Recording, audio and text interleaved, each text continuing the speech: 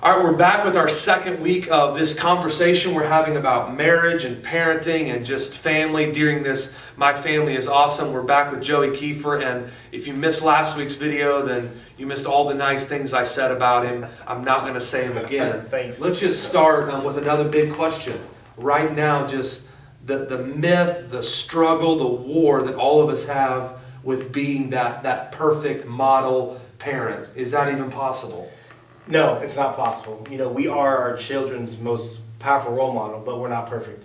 And I think one practical way is just replacing the you statements with I statements with your kiddos or with Explain that, because that's awesome. Well, for instance, you know, you're my son, and I say, you know, Josh, you're a slob.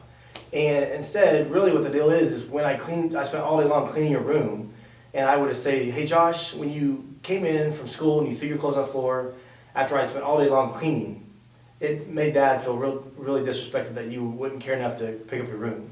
Something as practical as that, be able to say, putting the emotion with what they did to hurt you. Instead of telling them how bad they are, how about just tell them how it made you feel?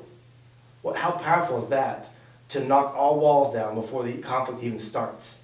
To say, I'm not going to attack you, we're a team here.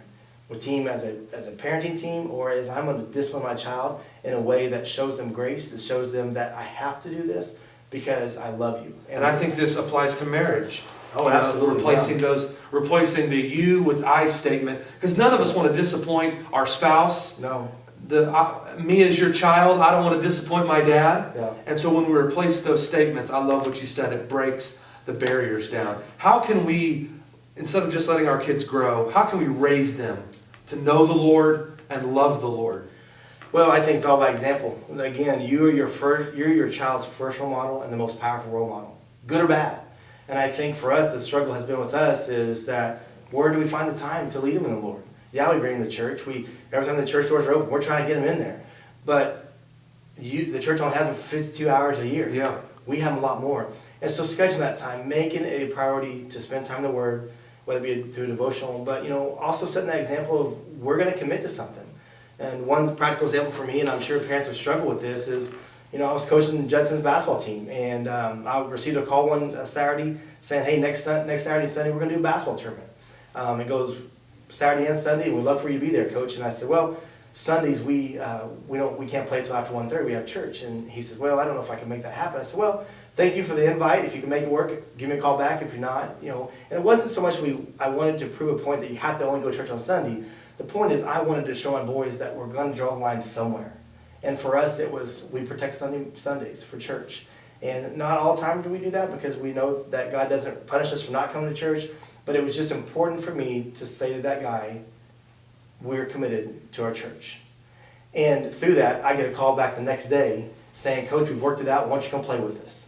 And I felt good that we made a stand. Not a public stand, but a stand within our own family that I want to teach my boys how to love the Lord. And I don't do it the best, but the small things of making sure they understand that you've got to commit to something. And if you believe in something, go at it with all your heart. So, we just believe that God has set every mom, every dad, every single mom, single dad as the parent of their home. And that makes them awesome. Yeah. That God is going to give you the tools. And I love the you, replacing you with I statements. But man, let us be examples. And we're going to get into that today during the teaching as we walk through parenting through God's perspective. But man, for the last 2 weeks, thanks Joey. Yeah. Thanks for sitting and talking with us. And I'm sure be ready for a lot more questions now that everyone knows that you know everything. Yeah, we'll see. Thank you very much. All right, guys.